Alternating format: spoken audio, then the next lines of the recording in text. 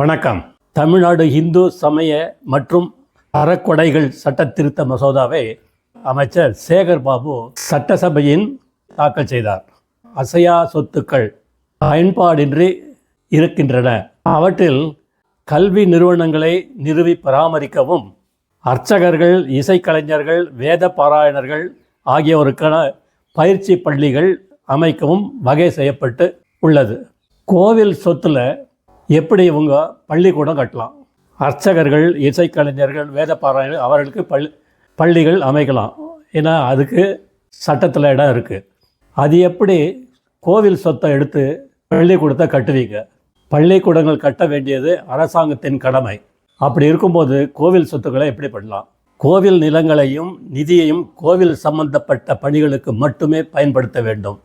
முன்னாடி திருமண மண்டபங்கள் கட்டுவோம் அப்படின்னு சொன்னாங்க.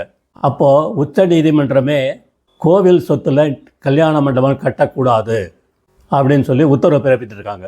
இப்போது மீண்டும் அதே தப்பை பள்ளிக்கூடங்கள் நிறுவுவதற்காக செய்கிறது.